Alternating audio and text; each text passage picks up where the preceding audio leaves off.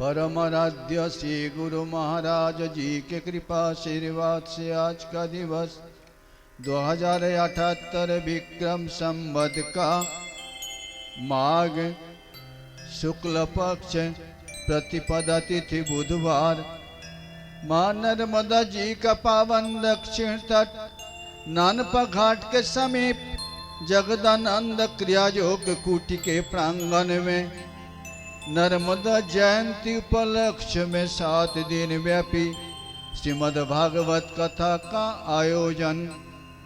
आज प्रथम दिवस अनुष्ठान में उपस्थित साधु सज्जन संत महंतगण, उपस्थित भक्तिमती मातृमंडली, उपस्थित सुधी भक्त वृंद सभी जन के प्रति साधुवाद।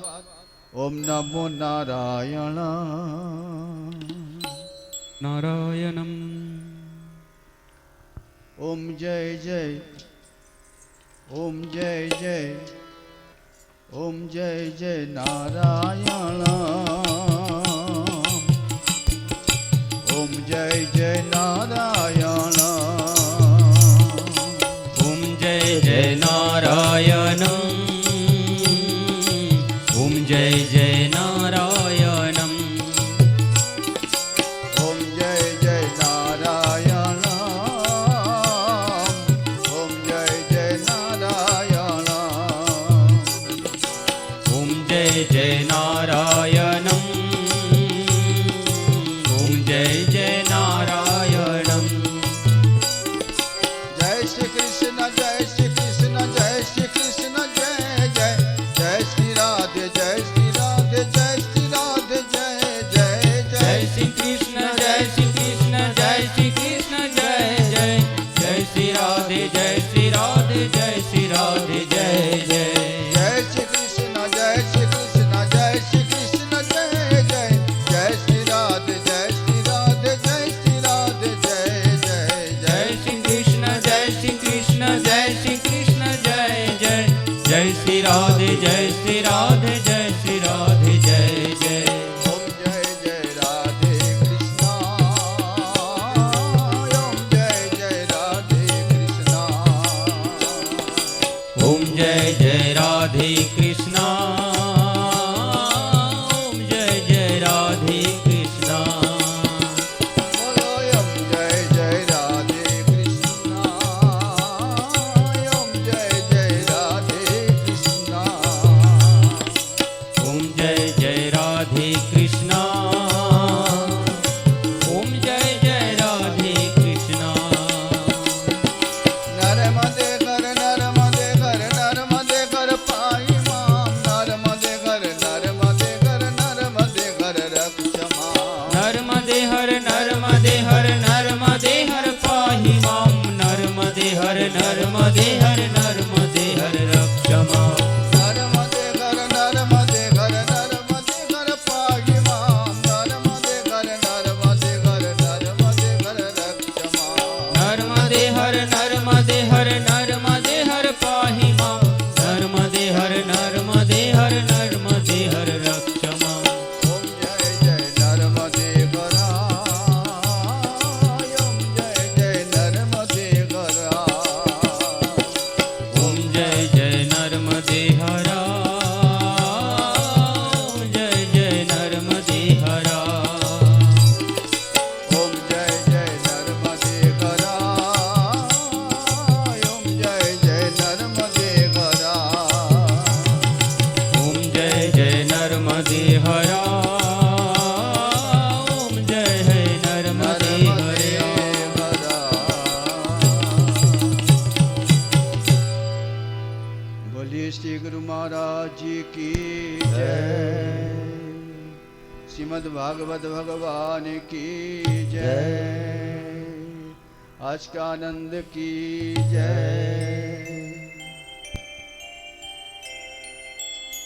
कलश यात्रा सभास्थल से पधर गए।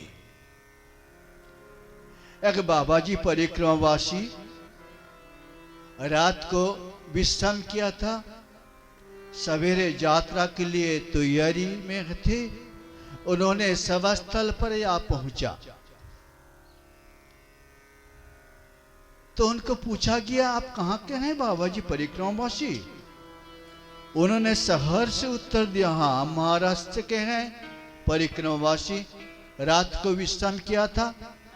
मैंने जहां पर विश्राम किया था वहां पर परिक्रमावासियों का फोटो बहुत लगा हुआ था, पुराने मंदिर के बिल्कुल सामने। मैंने आंखों से देखा, सोच रहा था कोई यहाँ का बाबा जी होंगे, उनको दर्शन करके जाऊंगा।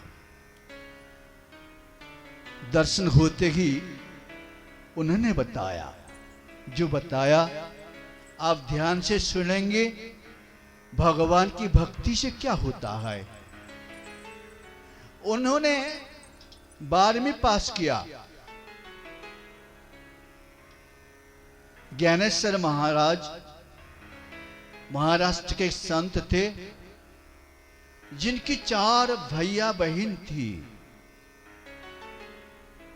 तो उनमें से उन लोगों ने जिस गांव में निवास करते थे, गांव के नाम है अंगमाली।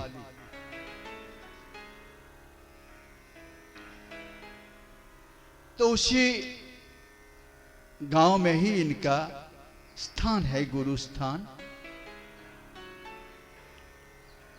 अंगमाली नहीं, आलंदी, आलंदी नाम है। तो 12वीं पास करने के बाद अचानक कैसी योग बना, उनका गले का आवाज बिल्कुल रुक गया। गले की आवाज, उनका बोलने की सामर्थ्य चुक गए थे बिल्कुल।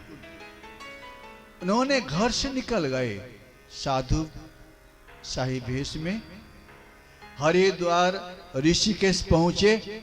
वहां पर एक आश्रम में उन्होंने 3 साल तक श्रीमद् भागवत पढ़ाई किया।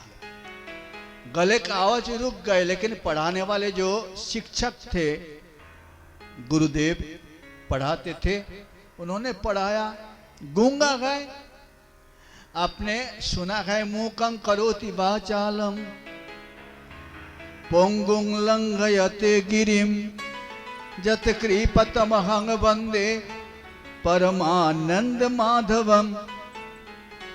गूंगा को भी मूक, जो गूंगा हो गए उनको भी बचाल बनाने का सामर्थ्य जिनमें है, उनकी ही कथा उनने पढ़ा, श्रीमद् भागवत पढ़ा। ऋषिकेश में 3 साल पढ़ने के बाद आ गए वृंदावन, वहां पर भी पढ़ा, लेकिन मूक,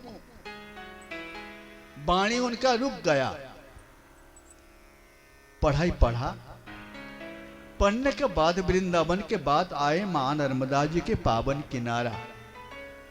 यहां उन्होंने परिक्रमा शुरू किया, वाणी उनका निकलने लगे। यहां पर बोलते बोलते, बातचीत करते करते यहां से पधार गए। उनको रूख आ जाए, ठहर जाओ ठहर जाओ ठहर जाओ। उन्होंने कहा नहीं, हम नहीं ठहरेंगे। परिक्रमा से ओमकारेश्वर से मैंने परिक्रमा उठाया, मुझे ओमकारेश्वर पहुंचना है, हम जा रहे हैं, लेकिन मेरा वाणी अभी चालू है, मैं बोलने के जो सामर्थ्य पा लिया भगवान वासुदेव की कृपा से, हसमुख होकर यहां से पधार गए। तो देखिए भगवान की भक्ति से शक्ति क्या है। उन्होंने ये भी बोला, मैंने आज से ये शर्त लिया, है ना, हर साल परिक्रमा करूंगा। मैंने साधु बन गया, मेरा कोई तो काम नहीं है, भगवान की भक्ति करना और सभी के पास से ये सूचना पहुंचाना है कि भगवान की भक्ति से क्या नहीं होता है। आप भी करेंगे, आपको भी वही फल देने के लिए भगवान प्रस्तुत हैं, तब जब वे जैसे भक्ति के साथ भगवान का भजन किया था। बोलिए गोपाल कृष्ण भगवान की जय जय। देवर्षि नारद जी के साथ भक्ति से भेंट। कृष्णं नारायणं वंदे, कृष्णं वंदे ब्रज प्रियम, कृष्णं द्वैपायनं वंदे, कृष्णं वंदे पृथासुतम। सच्चिदानंद रूपाय विश्वोत्पत्तादिगे तबे तापत्रय विनाशाय श्री कृष्णाय वयं नमः। सतचित आनंद स्वरूप परमात्मा श्री कृष्ण को मैं वंदन करता हूँ। नारद ऋषि तीर्थ पर्यटन करते हुए तीर्थों में साधु संतों के साथ समागम, उन्होंने आप पहुंचे वृंदावन। वृंदावन में जो उन्होंने देखा था, एक देवी बैठी हुई हैं, उनके पास दो मूर्छित पुरुष पड़े हुए हैं। आश्चर्यान्वित होके नारद ऋषि उनके पास गए, उनसे निवेदन किया कि देवी आप कौन है, परिचय दीजिए। वही देवी ने उनको बता रहे थे, हे देवर्षि आप सुनिए, मैं भगवान जी का प्रिया हूँ, नाम भक्ति। ये दोनों मेरे पुत्र हैं, एक के नाम वैराग, दूसरे के नाम है ज्ञान। मेरी जन्म हुई है द्रविड़ देश में, कर्नाटक में मैं पाली पोसी, महाराष्ट्र में सम्मानित हुई। जब मैं गुजरात में पहुंचा, वहां पर दुष्टों ने मेरे अंग भंग कर दिया, मेरे पुत्र दोनों मूर्छित हो गए। कोई मेरे प्यार करने वाला लोग वहां नहीं मिला। वहां से मैं चला वृंदावन। वृंदावन आप पहुंचते मुझे आनंद मिला, किंतु मेरे दो पुत्र जो गए, इनको स्वस्थ करने के लिए मेरे सारे प्रयास असफल रही। अब आप साधु नाम दर्शनम पुण्यम, साधु का दर्शन पुण्य की प्रभाव बढ़ाने वाला है। आज शुभ दिन है, जो दिन में साधु का दर्शन हुआ। मेरे पुत्र को स्वस्थ कर दीजिए। नारद ऋषि उनको स्वस्थ करने के लिए आपने प्रयास लगाया, गीता जी की पाठ किया, वेद मंत्र उच्चारण किए, उनके कान के पास जाके उनको पुकारा, असफल रहे। केवल बीच बीच में जम्मुगाई उठाते हुए फिर सो गए। हे ऋषिवर आप कृपा कीजिए। नारद ऋषि यात्रा किया, संत समागम में उन्होंने निवेदन किया। संतों ने बताया अपनी अपनी जो विचार, जो साधन प्रणाली, आखिर तक कहने लगे आप सत्कर्म करो, सत्कर्म करो। सत्कर्म तो बहुत सा है, कौन सा किया जाए। नारद ऋषि इस प्रकार विचार लेकर तीर्थाटन किया, बदरी विशाल गए। वहां पर भी संतों में इस प्रकार बात प्रसंग छेड़ा। कहते गए भक्ति का असीम शक्ति है।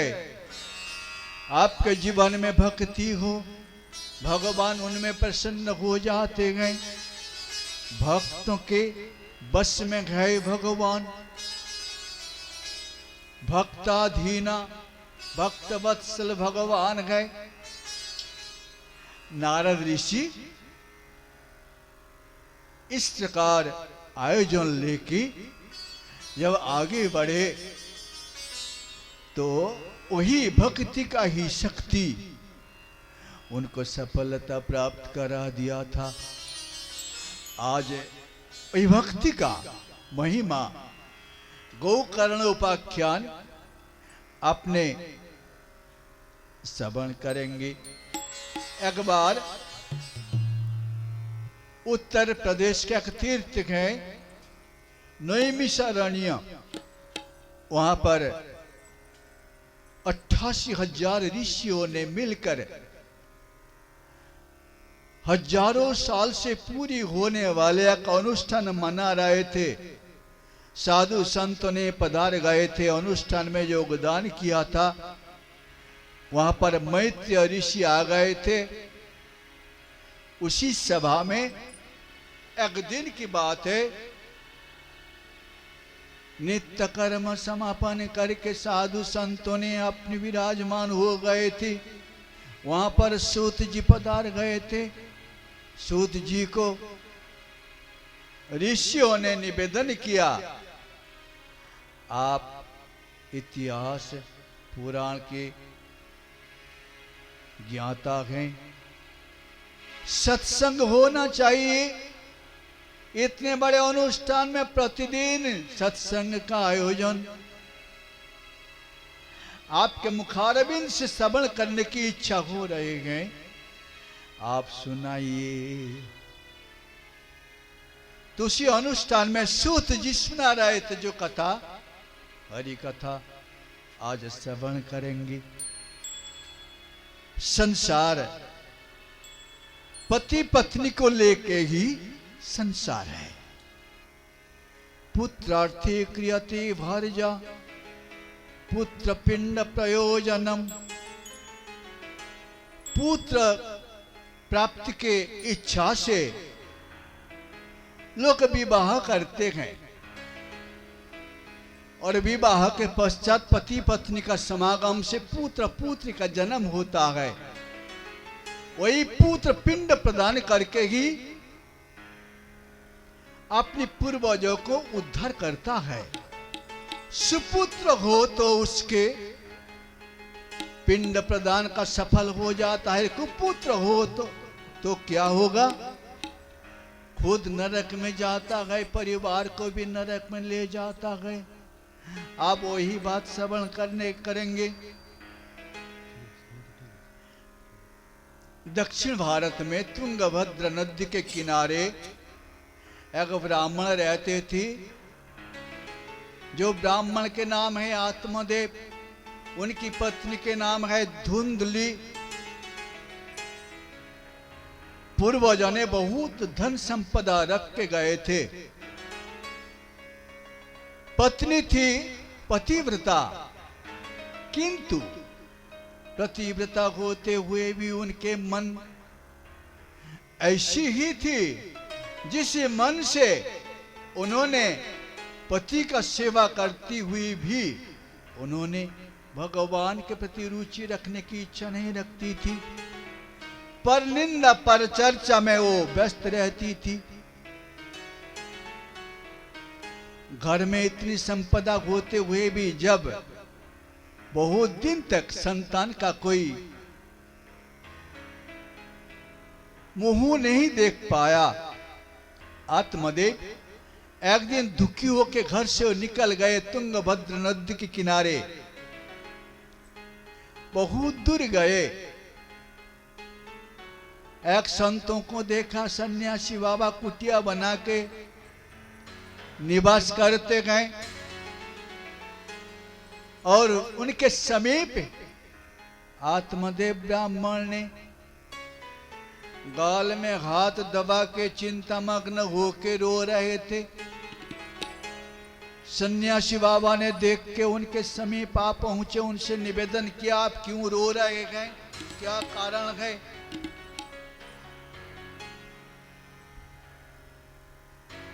सन्यासी बाबा ने सोचा था जरूर ब्राह्मण देवता है, भगवान के लिए रो रहे होंगे।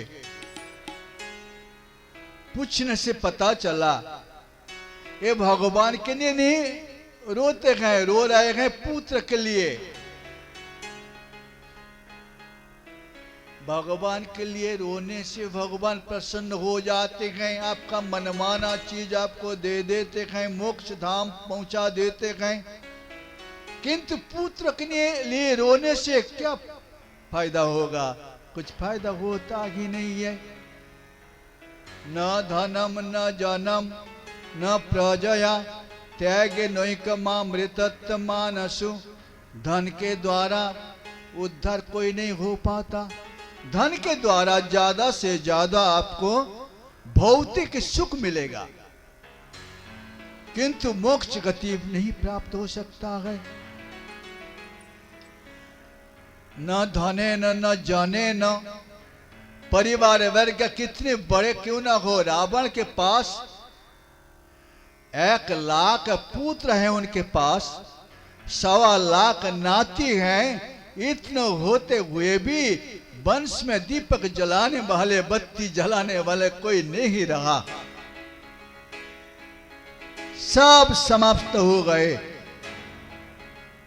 1.25 लाख नाती, उससे भी उद्धार नहीं हो पाते। न प्रजा या पुत्र के द्वारा भी नहीं हो पाता। तो पुत्र का इच्छा त्याग के तुम भगवान का भक्ति करो, और ज्ञान भगवान की भक्ति से प्राप्त होगा, और उसी से तुमको मोक्ष मिलेगा। माना नहीं पंडित जी, उनने कहा नहीं मुझे पुत्र ही चाहिए। आप मुझे पुत्र नहीं देंगे तो आपके सामने मैं मर जाऊंगा और ब्राह्मण हत्या का पाप आपको लगेगा। अब सन्यासी बाबा ने मजबूरन उनको पुत्र प्राप्ति का योजना दिया, एक फल दे दिया। ये प्रसाद ले जाओ, इस प्रसाद को तुम पत्नी को खिला देना और उससे उनका संतान जन्म होगा, ले जाओ। अब आत्मदेव फल प्राप्त कर लिया। आप सन्यासी के पास, गुरुजी के पास जाते गए, गुरुजी ने आपको मंत्र देते हैं, मंत्र या फल है, उसी फल को आप खाएंगे और अपनी पत्नी रूपी है मन मानव काया के भीतर पत्नी जैसे हैं, तो ही मन को आप ओम नमो भगवते वासुदेवाय, ओम नमो भगवते वासुदेवाय, ओम नमो भगवते वासुदेवाय, ओम नमो भगवते वासुदेवाय, ओम नमो भगवते वासुदेवाय, ओम नमो भगवते वासुदेवाय। बोलो ओम नमो भगवते वासुदेवाय, ओम नमो भगवते वासुदेवाय। यही है फल, इसी फल को आप खिलाएंगे मन रूपी पत्नी को तो उद्धार हो जाएंगे। लेके आया पंडित जी, अपनी पत्नी को प्रसाद प्रदान किया। आपको गुरु मंत्र तो मिला फल जैसे, किंतु धुंधली ने उसको नहीं खाई। अपनी पड़ोसिन के घर गई, पड़ोसिन के घर जाकर उन्होंने निवेदन किया, दीदी आज मेरे पतिदेव ने मुझे फल दिया प्रसाद, ये फल खाने के मेरे इच्छा नहीं है। क्यों? खा लेना, क्या चिंता है, अच्छी बात है। आप गुरु भाई के साथ मिलेंगे तो गुरु भाई आपको क्या कहेंगे, जो गुरु जी का दिया हुआ जो साधना साधो, माना तो नहीं करेंगे, वही फल तुम खा लो।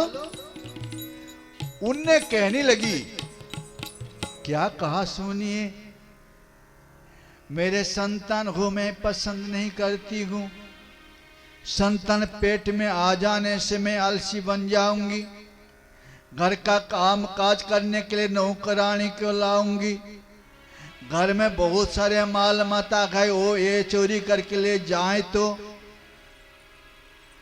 फिर हमारे नंदी गए, नंदी आएगी तो हमारे घर का माल माता ले जाए तो फिर क्या होगा न पेट में बालक आ जाने से अरुचि हो जाएंगे, नींद आ जाएंगे, कोई काम काज नहीं हो जा पाएंगे। चोर घर में आके पहुंचे तो हम दौड़ के नहीं भाग सकती, क्या होगा? फिर कहते हैं सुखदेव जी ऋषि मां की पेट में 16 साल तक निवास किया था, ऐसी मेरे पेट में बच्चा अगर 16 साल तक निवास करने लगे तो मेरा तो हो गया। फिर वही बच्चा पेट में से प्रसव होते समय पेट के भीतर आढ़ा टेढ़ा हो जाए तो प्राण हाथ से धोना पड़ेगा। मैं पसंद नहीं करती हूं मेरे पेट में बच्चा आए, इसलिए उन्होंने फल को नहीं खाया। जैसे लोग तो दीक्षा ले लेते गए, किंतु सन्यासी का जो प्रसाद गुरु मंत्र रूप वो नहीं खाते गए। होता है ना, काम काज में फंसे रहते गए, फल नहीं खाते। अब घर चली आई, उनकी बहन आई, दो ही बजोग से बहन और बहन दोनों मिलके सलाह कर रही थी क्या होगा क्या होगा। बहन मन है वही धुंधली, धुंधली के बहन है वही मन और बुद्धि, धुंधली और बहन मन दोनों मिल के सलाह किया और घर में गौ माता थी, गौ माता को फल खिला दिया। लेकिन सन्यासी का दिया हुआ जो फल प्रसाद को भी व्यर्थ जाने वाले नहीं गए। गौ माता का गर्भ रहा और जो बहन आई थी वही बहन सलाह दे रही थी, सुनो मैं गर्भवती हूँ, मेरे पेट में बालक हैं, किसी को मत बताना, मैं तुम्हारे घर रहूंगी और बालक होने से मैं तुमको कहूँ दे दूंगी, तुम उसको पालन पोषण करना और झूठ मूठ सभी को बताते रहना मैं सकरबा हूं। और मेरे पतिदेव बड़ी लोभी हैं, उनको धन थोड़ा सा दे देना। ये भी सोच रही थी, उनको सलाह देके मन बोले भले ही मैं अपने पुत्र को उनको दे दिया, मेरे बहन को, उसका सारा धन मेरा ही हो जाएगा, मेरे पुत्र तो है ना, भले ही वो पाल रहा है। सही है, आपका जो मन है ना वही मन ही मन एव मनुष्यानाम कारण बंध मोक्षयो, मन होता है मनुष्य का बंधन और मोक्ष का कारण। अतएव हे प्यारी, हमारे लाहिड़ी बाबा जी का क्रिया जो कहते हैं, लोग तो कपड़ा संभालता है, दुकान संभालता है, मकान संभालता है, पैसा संभालता है, परिवार को संभालता है, शरीर को संभालता है, किंतु मन को संभालने वाला जगत में कोई बिरले होता है जो मनीषी ही संभालते हैं मन को। तनिका योगी सब कुछ करे, मन का करे न कोई, सब कुछ सहजे पाइए जो मन का योगी हो। कबीरा मन का योगी हो, तन का योगी सब कुछ करे, मन का करे न कोई। तन का शरीर पालन के लिए लोग क्या क्या नहीं कर डालता है। माई नर्मदा जी में कितने पाप लोग करते रहते हैं, कितनी जीव को हत्या कर डालता है परिवार पालने के लिए। तन का योगी सब कुछ करे, मन का करे न कोई।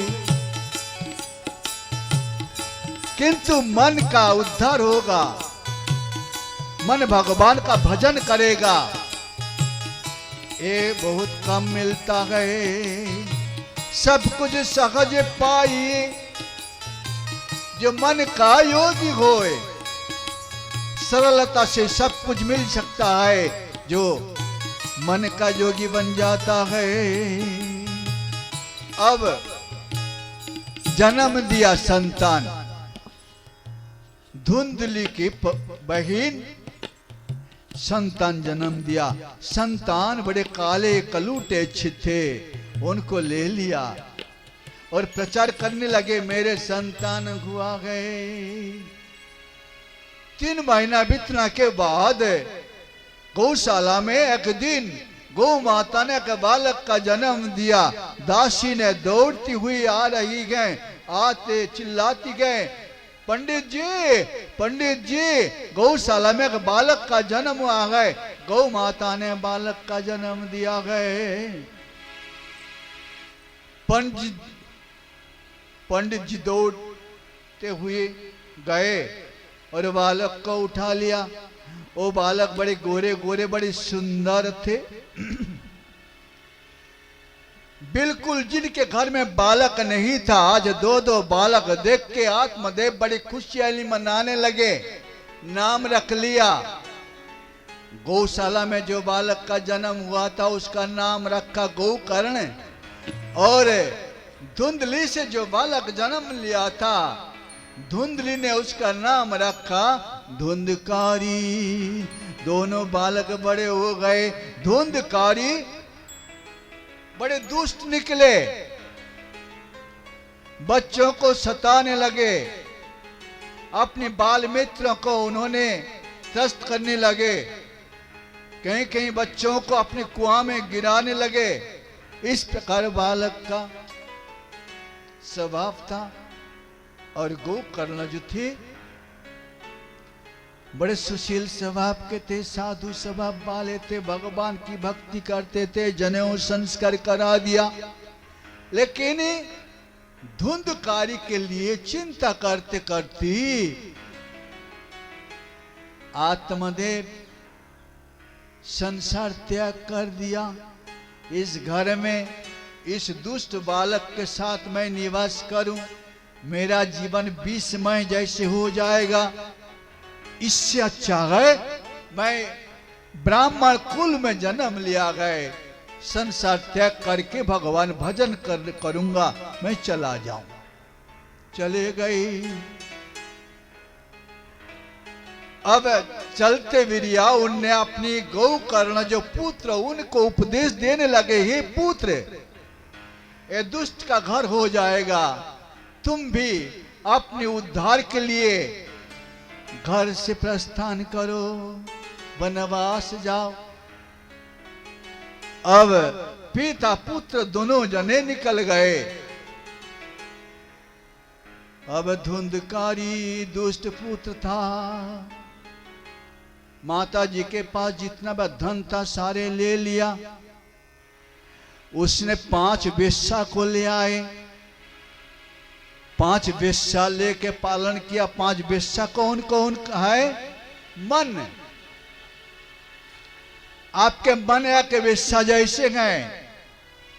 मन चाहता है मुझे विषय भोग मिले, आंख चाहता है सुंदर, कान चाहता है अच्छे मैं श्रवण करूं, सिंगार संगीत में श्रवण करूं, और जीवा चाहता है अच्छे भोजन, और अपना हाथ चाहता है कोमल स्पर्श का। इस प्रकार हमारे भीतर 5 ज्ञानेंद्रियां हैं। इन लोगों ने अपने अपने विषय भोग के लिए ही दौड़ते रहते गए। रूप रस शब्द गंध और स्पर्श और 5 कर्मेंद्रियां हैं, हस्त पद लिंग गुज्य वाक 10 और मन, कुल मिला के 11 इंद्रियां हमारे पास विराजमान है। अब गोकर्ण चले गए, छोड़ गए भैया के ऊपर परिवार। माता जी के पास जितने भी धन रखा हुआ था पूर्वजों का, सारे धन खुट जाते ही एक दिन जाके धुंधकारी ने माता जी को सताया। जब माता जी ने कही मेरे पास धन नहीं है, सारे धन तुमने लुटा दिया, वेश्याओं को पालने के लिए तुमने खर्च कर डाला, अब माता जी को लेके कुआं में पटका दिया। माता जी परलोक हो गए। सही है, होता है, ये सत्य वचन है। जो माता ने पुत्र को सुसंस्कार से पालन पोषण नहीं करती है, आखिरी तक धुंधकारी जैसे उनका दुर्गति की प्राप्त हो जाया करता है। अब अकेले निवास करने लगे 5 वेश्या के साथ। 5 वेश्याओं ने इनको मार डाला और अकाल मृत्यु होने से वो प्रेत बन गए और वहीं पर रहने लगा जहां पूर्वजों का निवास था। झाड़ के ऊपर शरीर छोड़ने के बाद भी दुष्ट आयु उनका नहीं गया। प्रेत का स्वभाव क्या होता है? दुष्टों का दुख देना, दुष्टों को दुख दे के जो सुख पाता है वही है प्रेत पिशाच। बस 12 साल बीत गए। गोकर्ण भ्रमण करते करते गांव में आ पहुंचा। गांव वालों ने उनको पहचाना। गोकर्ण सभी को सत्संग सुनाते थे। अपने परिवार के बारे में जब पूछते ही गांव वालों ने बता दिया तुम्हारे भैया प्रेत बन गए। माता जी को कुआं में पटका दिया था। जब भैया का प्रेत बन जाना सुना तब उन्होंने सूर्यास्त होने के पहले आप पहुंचे जहां पर उनका पैतृक निवास पहले था। शाम को पहुंच के अपनी जगह थोड़ा साफा करके, गांव के लोग वहां पर नहीं आते गए, प्रेत बसता गए ना, ऐसे आप लोग भी कहते गए ना, इसी स्थल पर पहले किया था, आप लोग बताते गए। उसी प्रकार अब गोकर्ण शाम को आरती त्रिसंध्या गायत्री जप करना, भगवान का भजन करना, गीता जी की पाठ करना, साधु संग करना, इसमें लगे रहते थे। आज वही योग बना। और आज गहरी निद्रा होते ही उन्होंने एक आवाज सुनी झाड़ के ऊपर से। कोई जैसे उनको डराने के लिए झाड़ हिला रहा है, पत्तियां गिर रहे हैं। कभी इंद्र रूप में, कभी अग्नि के रूप में, कभी भैंस के रूप में डराने लगे। लेकिन जो भगवान का भक्त है उन्होंने डरे नहीं। गोकर्ण उन्होंने कमंडल से जल उठाया और उसको अभिमंत्रित किया, उसी जल को छिड़काया। छिड़काते ही जो प्रेत झाड़ में रहता था उसने उतरा। कहते मैं तुम्हारे भैया हूं, मैं कुकर्मी था, पापाचारी था, मेरा पाप का फसल मुझे आज प्राप्त हुआ है। मैं प्रेत बना, मेरे जीवन में शांति नहीं गए। भैया तुम साधु हो, ब्रह्मवेत्ता हो, मेरा उद्धार का तुम इंतजाम कर दो, नहीं तो मैं जन्म जन्म प्रेत जनी में पड़ा रहूंगा। उनकी आवाज सुनते ही द्रवित हो गए। गोकर्ण उनने उठा और गया जी गए, साध किया, लौट के आए। देखा प्रेत उद्धार नहीं हुआ गए। प्रेत कहता है तुम कितनों हजारों गया जी में श्राद्ध करो, मेरा उद्धार होने वाला नहीं गए। तब निकल गए साधु के पास, उन्होंने निवेदन किया मेरा भैया प्रेत बना गए, मुझे उद्धार करना है, उपाय बताइए। तो साधु संतों ने उनको कहने लगे आप प्रत्यक्ष देवता सूर्य भगवान गए, उनसे निवेदन करो।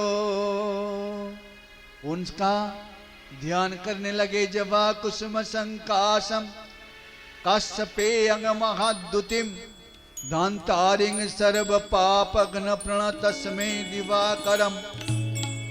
उनकी प्रार्थना से सूर्य भगवान प्रसन्न हो गए। उन्होंने प्रत्यक्ष रूप में प्रकट होकर उपदेश देने लगे, हे गौकर्ण सुनो, कितनी भी साध्य करो उद्धार होने वाला नहीं। तुम जाओ हरि कथामृत पान का आयोजन करो, श्रीमद् भागवत कथा का 7 दिन सुनाओ, इससे उद्धार हो जाएगा। आषाढ़ की महीना था, उसी स्थान पर निमंत्रण बहुतों को किया गया, सभी लोग भेले हो गए, कथा सुन रहे थे। अब गौकर्ण ने देखा उनके भैया जो शरीर तो था नहीं, प्रेत का तो शरीर है ही नहीं, वायु रूपी है, वो भ्रमण कर रहा है, बैठने की जगह नहीं मिल रहा है। एक बांस गढ़ा दिया, जो बांस का 7 गांठ था, उनने निर्देश किया ऐसे बांस के गांठ में जाकर बैठ जाओ। प्रेत प्रवेश करके उसी बांस के गांठ में बैठ गए। पहले दिन का पाठ समाप्त होते ही सभी लोग आवाज सुन रहे थे, तर तर तर तर बांस का गांठ फूट रहा। दूसरे दिन दूसरे गांठ, तीसरे दिन तीसरे गांठ, चौथे दिन चौथे गांठ, 7 दिन में 7 गांठ फूट गए। आकाश मंडल से विमान निकले और वो विमान पर बैठ के वो परम धाम यात्रा किया। बोलिए गौकर्ण भगवान की जय। अब गौकर्ण बोल रहे थे, इतने लोग तो कथा सुने,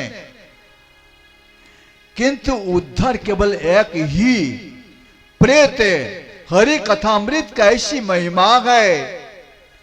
झाड़ पेड़ लता जो कोई भी सुने, साधु संत एकाग्रता के साथ सुने, अपनी मोक्ष गति प्राप्त करने के इच्छा से सुने और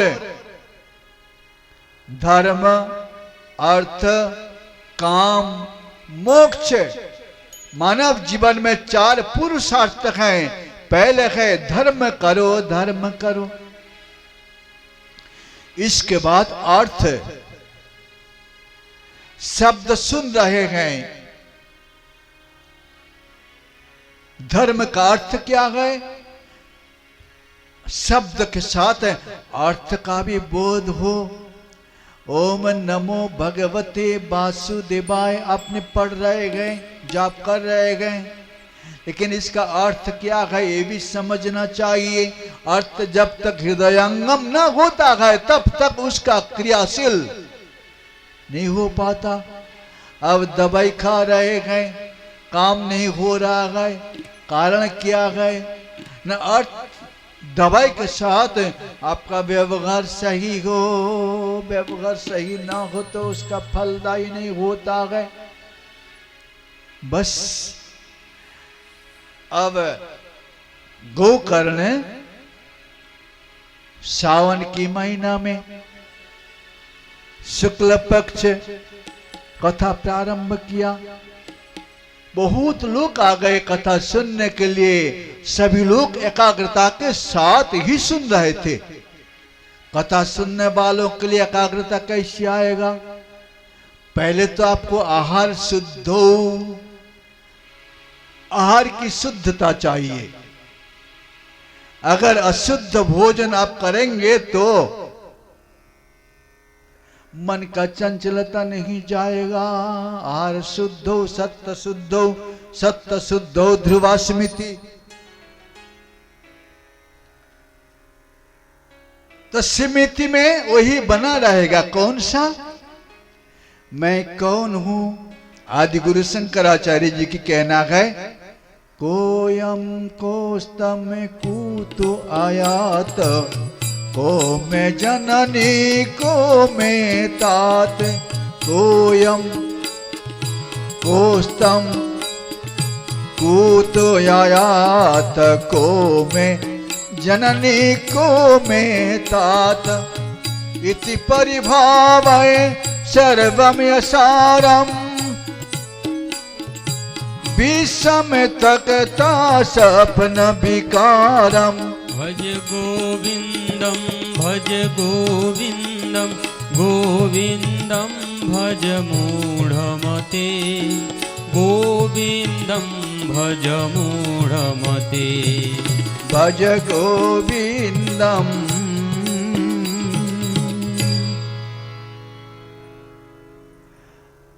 अतएव आपका इच्छा क्या है, लक्ष्य क्या है? एक बार मां गंगा जी के किनारे हावड़ा के तरफ से स्टेशन से उस पर जाने वाले उतारू लोग आप पहुंचे। शाम होने वाले थे। कहते हैं मुझे हावड़ा जाना है, हावड़ा से कलकत्ता जाना है, कौन नाव जाएंगे? तो एक नाव वालों ने पुकार लिया, आ जाओ मैं उस पार जाना वाला हूं। जाके बैठ गए। नाव का जो चर्रा बांधा हुआ था एक खूंटी में किनारे, और नाव वालों ने गांजा पीने वाले थे। बैठ जाओ बैठ जाओ, बैठ गए और गांजा को मस्क रहे थे, खूब मस्काया। और जो दो उतारू थे उस पर जाने वाले, वो लोग भी गांजे पीने वाले थे। तो नाव में बैठ के तीनों मिलके गांजा पी रहे थे, गांजा पी रहे थे प्रेम से। सूर्यास्त हो गए, अंधेरा आ गए, गांजा पी रहे थे। और कहते हैं भैया बैठे हैं ना? हाँ बैठा हूं ना। हाँ चलाओ। अब उन्होंने नाव को चलाने लगे। लेकिन रात भर उन लोगों ने चलाया तीनों मिलके। लेकिन जहां पर नाव तहां पर खड़े गए, सूर्य देवता उग आए। कहता रे भैया नहा नारे, हम लोग तो हावड़ा के किनारे गए, तुम नाव क्या कर रहे हो? तीनों गांजा के नशा में बैठे हुए थे। गांजा के नशा में, कोई पत्ता के नशा में, कोई गांजा के नशा में, सब बैठे हुए गए। कोई धन के नशा में बैठे हुए गए, कोई पत्नी के नशा में बैठे हुए गए। और उस पार जाना गए, इस पार से उस पार जाना है ना, तो नशा में रहेंगे तो उस पार नहीं पहुंच पाएंगे। रस्सी तो बांधा हुआ है। अरे अब नशा छूटा, छूटते ही कहते हैं भैया अरे हमने तो रस्सी नहीं खोला। रस्सी काहे का? आसक्ति का डोरी। आप लोगों ने घर का आसक्ति छोड़ के यहाँ पर आके बैठे, तब जाके कथा सुन रहे गए। और जिन्होंने आसक्ति डोरी में बंध गए उनने घर में बैठे गए। ये कथा उनको नहीं मिलेगा जो आज अभी सुन रहे गए। तो वही गए, आपका जो आसक्ति का डोरी गए उसको तोड़ना गए। श्री गीता जी में 15वां अध्याय पुरुषोत्तम योग, उसमें कहते हैं असंग शस्त्रेण दृढ़ेन चित्वा दृढ़ता के साथ आप मिर्चा का झाड़ उखाड़ेंगे तो हाथ में उचक जाएगा, और आप पीपल देवता को काटने के लिए जाएंगे तो हाथ में थोड़ी उकड़ेगा, नहीं उकड़ेगा। उसको कुल्हाड़ी नहीं तो आड़ी ला के काट काट के कितनी दिन समय लगेगा उसको काटने में। इसी प्रकार आपका जन्म है का ही संस्कार है, उसी संस्कार को काटने के लिए रातों रात नहीं हो पाएगा, समय लगेगा। बोले गोपाल कृष्ण भगवान की जय। अब जिन लोगों ने सावन के महीना में सुनने के लिए बैठे थे, सभी लोगों ने मोक्ष के लिए ही आए हुए थे, सभी का मोक्ष गति प्राप्त हो गए। वो लोग विमान उतरे, पधार गए। हरि कथा श्रवण करने से आपको ये फायदा मिलेगा, फायदा जो उठाते हैं उनका कल्याण हो जाता है। ओम श्री परमात्मने नमः। ओम नमो भगवते वासुदेवाय। ओम नमो भगवते वासुदेवाय। ओम नमो भगवते वासुदेवाय। ओम नमो भगवते वासुदेवाय। एतं यो नियतया शृणोति भक्त्या यश्चैनं कथयति शुद्ध वैष्णवाग्रे तो सम्यक् विधिक रणात् फलं लभेते यथार्थ्यान्न हि भुवने किमप्यसाध्यम्। जो पुरुष नियम पूर्वक इस कथा का भक्ति भाव से श्रवण करता है और जो शुद्धांतकरण भगवत जनों के सामने सुनाता है, ये दोनों ही विधि का पूरे पूरे पालन करने से यथार्थ फल लाभ करते हैं। उनके लिए त्रिलोकी में कुछ भी असाध्य नहीं रह जाता है। श्री पद्म पुराणे उत्तरखंडे श्रीमद् भागवत महात्म्ये श्रवण विधि कथनम नाम षष्ठ अध्याय।